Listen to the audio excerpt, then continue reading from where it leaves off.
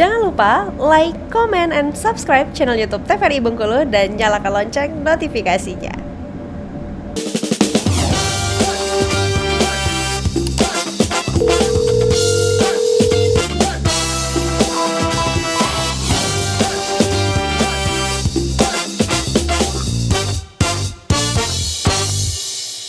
Ya pemirsa, kembali lagi di Dokter Kito bersama Kito Sehat. Tentunya kita masih akan membahas dengan tema nyeri kronis dan penanganan dengan intervensi nyeri. Baik dokter, mungkin boleh kembali lagi nih menjelaskan, habis banyak sekali pertanyaan tentunya ya. Ini masih ada penjelasan, silakan dokter. Ya, jadi karena waktu terbatas kita langsung ke ini ya, yang pentingnya aja ya. Jadi memang secara di buku siapa namanya ini, di buku Bonika ini pain management. Jadi di sini dijelaskan untuk mengatasi nyeri itu berkolaborasi ya, di mana ada salah satunya adalah terapi intervensi. Ya, ada perubahan pola hidup, ada terapi psikologi, terapi pembedahan gitu ya. Terus kemudian terapi fisik atau rehabilitasi, farmakoterapi seperti itu. Jadi memang harus kolaborasi dan tidak bisa intervensi nyeri ini berdiri sendiri. Seperti itu ya.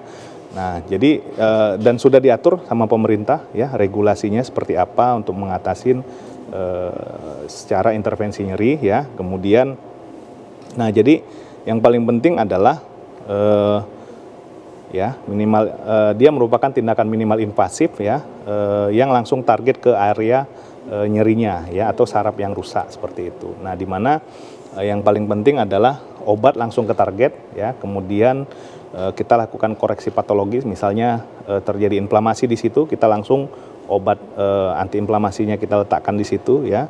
Kemudian blok signal neuropati, jadi artinya kita berikan obat-obat signal blok ya, seperti anestesi lokal di situ untuk mendiagnostik benar nggak daerah nyerinya seperti itu ya. Nah, kemudian apa aja yang paling sering terjadi nyeri-nyeri yang bisa diatasin dengan intervensi nyeri, yaitu ada dari kepala ya sampai ke kaki gitu ya. Misalnya yang paling sering itu trigeminal ganglion block ya, kemudian sphenopalatine ya, ganglion block, nyeri-nyeri di kepala, nyeri-nyeri di leher ya, kemudian di daerah dada ya, seperti dada belakang seperti itu ya. Kemudian daerah lumbal atau daerah pinggang ya, seperti saraf kejepit misalnya kalau bahasa awamnya, tapi kalau bahasa kedokterannya itu adalah lumbal facet joint ya, sama lumbal transforaminal block ya, seperti lumbal facet joint tadi ya, ibu yang pas habis melahirkan tadi terjadi peregangan sendi jointnya ya, dan terasa nyeri ya, bisa kita lakukan lumbal facet joint block di situ ya. Kemudian di daerah pelvis ini paling sering di daerah dari pantat, nyeri daerah bokong menjalar ya ke belakang, itu biasanya sacroiliac joint ya. Kemudian cancer ya, baik cancer bisa kita lakukan. Kemudian otot-otot ya, masalah otot-otot itu bisa kita lakukan dengan blok saraf atau dengan PRP atau bahkan dengan proloterapi seperti itu. Itu bisa kita lakukan untuk tujuannya ya mengurangi rasa nyeri tadi. Seperti itu. Kemudian ya ini contoh kasus-kasus ya, ada beberapa kasus ya, mungkin yang ini ada terjadi dia udah makan obat ya seperti itu, namun nyeri hanya berkurang sedikit gitu ya, bisa kita lakukan intervensi nyeri seperti itu. Oke. Baik, itu paling yang bisa saya sampaikan. Dokter, kembali lagi.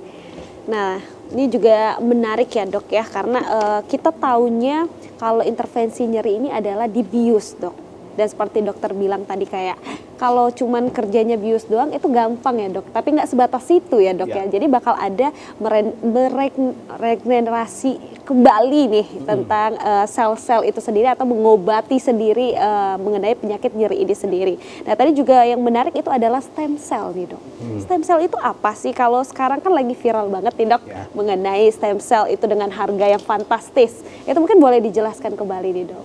Iya, jadi sebenarnya kan kalau berbicara stem cell ya, stem cell itu kan diambil daripada sel punca ya, diambil dari sel punca ya, salah satunya contoh kayak misalnya plasenta bayi ya, atau Kalau zaman sekarang nih yang di dunia intervensi justru yang berkembang tuh seperti bone marrow BMC, ya, bone marrow dari pinggang tulang belakang. Nah itu diambil untuk mengatasin meregenerasi otot-otot atau saraf-saraf yang dirasakan sakit seperti itu. Nah tapi memang itu masih dalam proses proses penelitian gitu ya, masih dalam proses pengembangan seperti itu. Tapi mungkin suatu saat nanti itu bakal bisa kita gunakan ya untuk mengatasi nyeri ini. Tapi yang paling penting adalah sekarang ini yang bisa kita lakukan yaitu memberikan obat-obatan. Obat-obatan itu kan biasanya kita dari makan obat tuh. Benar. Terus dari suntik ke daerah bokong biasanya. Nah, dengan intervensi nyeri ini, obat-obatan itu perlu kita langsung berikan ke daerah yang nyeri, misalnya di pinggang tadi. Gitu. Cuman kan kalau kita langsung suntik di pinggang kan takut nih rata-rata dokter. Kenapa? Karena di situ kan banyak struktur-struktur yang vital, apalagi kayak nyeri leher misalnya.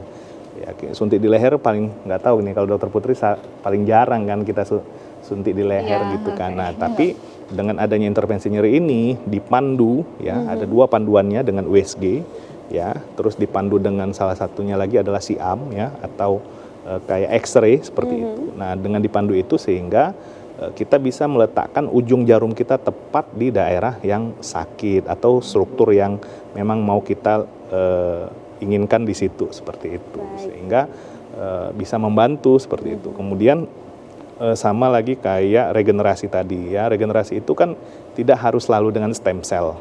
Kalau bisa ya lebih bagus gitu ya. Tapi kan juga masih dalam pengembangan seperti itu kan. Kemudian dan juga tidak setiap kota itu ada seperti itu. Nah, jadi yang paling bisa kita lakukan adalah dengan cairan gula. Itu cairan gula itu sangat membantu untuk mengatasi nyeri ya dalam hal proses regenerasi. Namanya proloterapi. Kemudian satu lagi paling kalau memang masih mau regenerasi itu bisa dilakukan dengan PRP. Ya, dengan darah sendiri diproses, disentrifuge sehingga diambillah plasma yang banyak mengandung trombositnya. Itu dipercaya dapat membantu proses regenerasi di daerah yang nyeri tersebut ya.